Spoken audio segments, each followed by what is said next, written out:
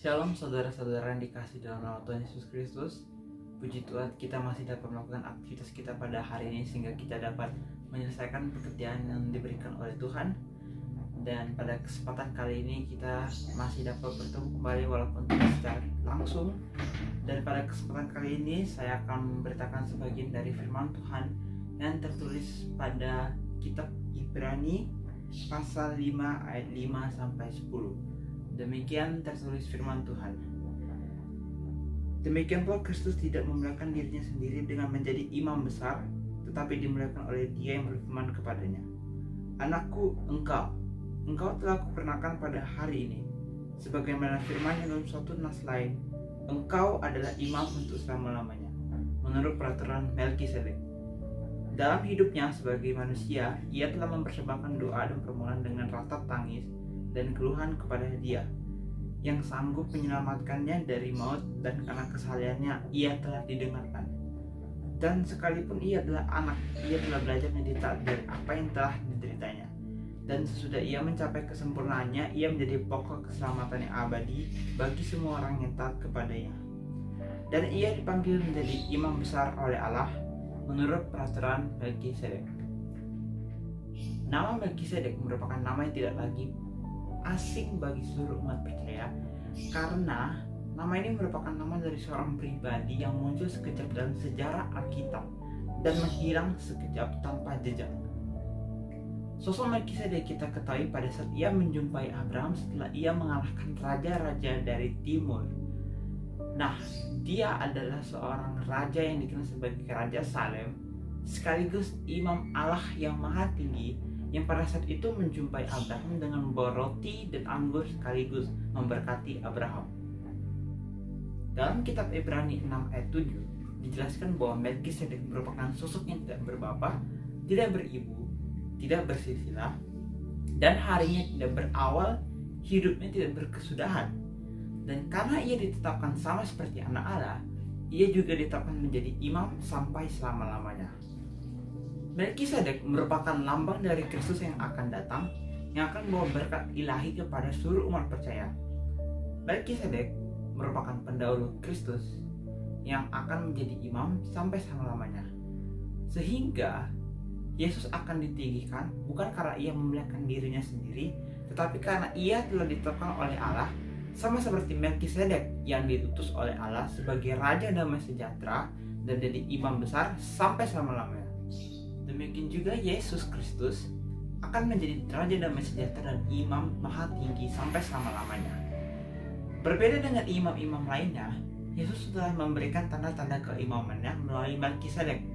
Selain itu, kedatangan Tuhan Yesus ke dalam dunia ini tidak disimbolkan sebagai imam yang dipilih di antara manusia untuk mempersembahkan korban bakaran bagi Allah, tetapi ia sendirilah yang akan merasakan kelemahan dan penderitaan manusia dengan cara mati di atas kayu salib. Jadi ia merupakan korban yang sempurna bagi penebusan dosa manusia. Inilah yang disebut sebagai karya keselamatan yang sejati yang kita percayai dalam nama Tuhan Yesus Kristus. Jadi Yesus yang merupakan imam Allah yang maha tinggi menjadi perantara bagi Allah dengan manusia. Dan Yesus merupakan imam yang berbuat bagi kita, imam yang juga turut merasakan penderitaan manusia, dan juga imam yang menjadi pokok keselamatan abadi setiap orang percaya. Dari nats ini kita juga pelajari bahwa walaupun Yesus sebagai penebus dosa manusia, ia tetap menjadi imam yang berbuat teladan atau berbuat baik kepada sesamanya.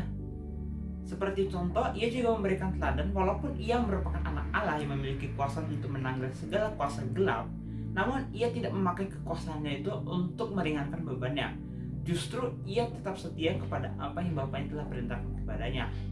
Nah, seperti yang tertulis pada Yohanes 13 ayat 15, "Aku telah berbuat teladan bagimu, supaya kamu juga berbuat seperti apa yang telah aku berbuat kepadamu."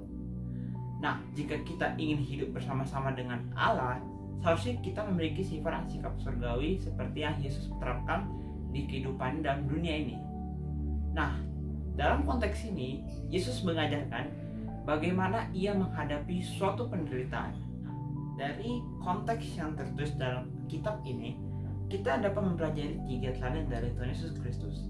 Yang pertama adalah doa. Istilah Yesus merupakan 100% Allah dan 100% manusia merupakan hal yang tidak asing bagi seluruh umat percaya. Dan ini merupakan istilah yang tidak salah dalam kehidupan beriman orang percaya. Mengapa? Karena ia masih memiliki sifat-sifat manusia. Contohnya, ketika ia berdoa di Taman Getsemani, ia juga menderitakan ketakutannya. Ia mengekspresikan ketakutannya kepada Allah. Ia meratap nangis kepada Allah, meminta kekuatan daripadanya. Faktanya, doa merupakan kekuatan atau peneguhan bagi orang percaya. Jadi jika kita berdoa, kita pasti akan diberikan kekuatan. Ketakutan tidak akan lagi menguasai diri kita. Kita akan diteguhkan oleh Roh Kudus dalam menghadapi masalah tersebut. Kedua, taat dalam penderitaan. Sebagai manusia, kita tahu bahwa penderitaan bahkan kematian merupakan salah satu ketakutan besar manusia. Namun kita dapat mempelajari bagaimana menghadapi situasi tersebut dari kehidupan Yesus Kristus dalam dunia ini. Ketika ia dicaci, dihina oleh orang banyak, ia justru tidak menggunakan kekuasaannya sebagai anak Allah dalam menangkal atau menghukum orang-orang yang mengejeknya. Justru ia tetap setia dan taat kepada apa yang Bapa perintahkan kepadanya.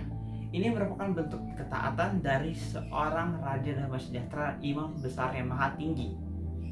Justru dalam konteks ini, Yesus mengajarkan jika kita lari dari suatu masalah atau menghindar dari suatu masalah, ini menimbulkan rasa bahwa kita tidak percaya akan kekuatan Yesus Kristus dalam diri kita dalam menghadapi masalah tersebut.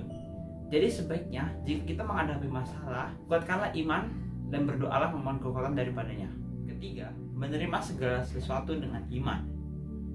Kita tahu sebelum Yesus ditangkap, ia berdoa di Taman Getsemani untuk memohon kekuatan dari Allah. Pada akhirnya, ia mati menanggung dosa penderitaan manusia di atas kayu salib. Pertanyaannya, apakah doa Tuhan Yesus tidak memiliki kuasa yang besar atau tidak memiliki kuasa yang penuh untuk dikabulkan oleh Allah Bapa? Nah, kita perlu mengetahui bahwa ini semua merupakan rancangan atau ketetapan Allah Bapa. Jadi Tuhan Yesus percaya dan taat kepada Allah Bapa karena ia yakin bahwa Allah Bapa sudah merancangkan segala sesuatunya itu dari awal ketika manusia jatuh ke dalam dosa. Ini membuktikan bahwa ketetapan Allah atau iman orang percaya tidak bisa dikaitkan dengan pikiran, logika, dan akal budi manusia. Jadi apa yang kita harapkan, sesuatu yang kecil, mungkin saja itu dapat berbuah yang lebih besar atau lebih istimewa oleh Allah. Kenyataannya, Tuhan Yesus mati atas kayu salib, namun ia bangkit pada hari yang ketiga dengan seluruh orang percaya yang hidup di dalam namanya. Demikianlah kita memahami bahwa walaupun apa yang kita harapkan tidak sesuai dengan apa yang Allah tetapkan, percayalah bahwa Allah akan menjadikan lebih besar sesuatu yang lebih istimewa di masa yang akan mendatang. Amin. Demikianlah firman Tuhan. Semoga kiranya apa yang telah kita share pada hari ini berguna bagi kehidupan kita, dan kiranya kita memperbarui iman kita masing-masing agar iman kita terus mengarah kepada Allah. Saya Kelvin, kiranya damai sejahtera terus menyertai kita semua. Amin.